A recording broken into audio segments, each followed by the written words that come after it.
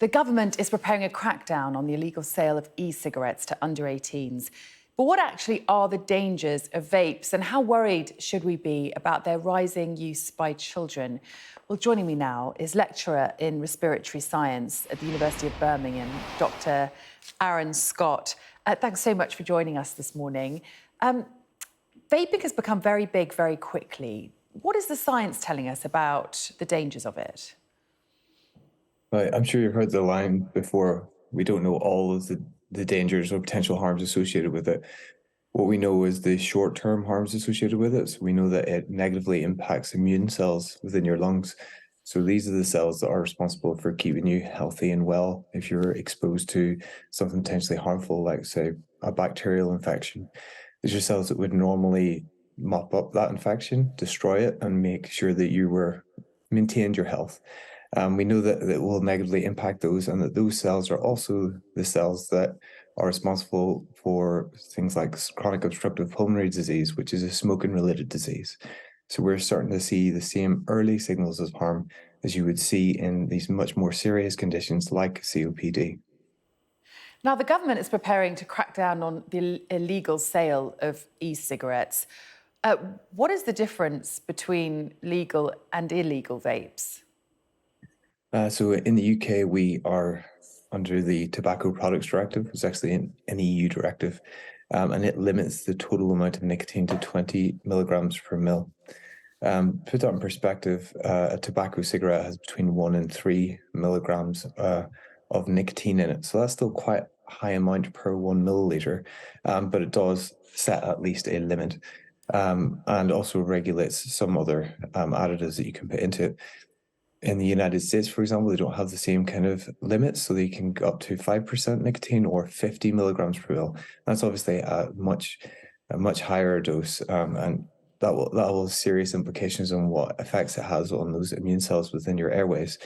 The problem is you can easily get the different components for an e-cigarette liquid and make it yourself. It's not that difficult. You can't grow tobacco leaf very easily yourself and make your own cigarettes, but you can with e-liquids. So it makes it much more open to the production of these illicit e-liquids. Now, much like cigarettes, vapes are illegal for under 18s, yet 1 in 10 school children are vaping. What do you make of that? Well, they've been made far too accessible for underage.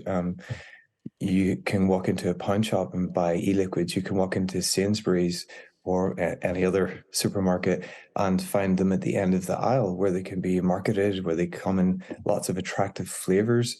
You know, you have all the dessert flavors, cheesecake flavored, banoffee pie flavored liquids. It makes it much more attractive. And also there's the gadgetization of these devices. You know, that you can modify them in different ways, or you get disposable ones, which are much more easily hidden from parents, shall we say. So it makes it very attractive.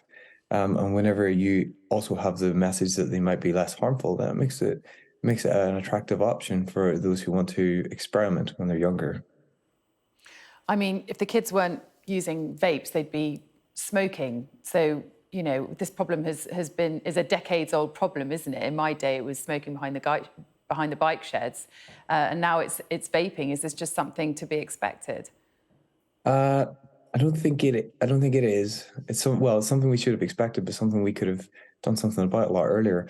So we know that nicotine is addictive. We know that there's a little bit of a high associated with nicotine.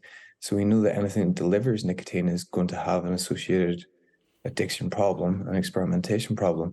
I know that the government's latest announcement said that these devices may contain small amounts of nicotine.